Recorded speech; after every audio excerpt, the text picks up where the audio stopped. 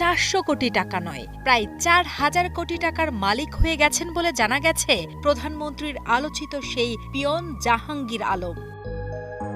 সামান্য কেরানির ছেলে জাহাঙ্গীর আলম আঙুল ফুলে কলা গাছ নয়, বরং বটবৃক্ষ হয়ে গেছেন বলে দাবি এলাকাবাসীর। সে 400 কোটি না, কমপক্ষে 4000 কোটি টাকার মালিক হবে। অনেক অবৈধ টাকার মালিক হয়েছে।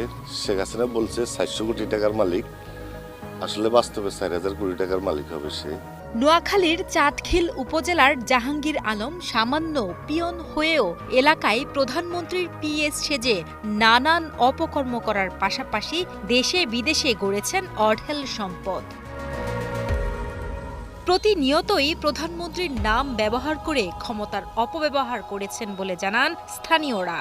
পাশাপাশি এলাকায় গড়ে তুলেছেন বিভিন্ন ক্যাডার বাহিনী, যাদের দিয়ে বহু অসহায় মানুষকে করেছেন নির্যাতন। কেউ বা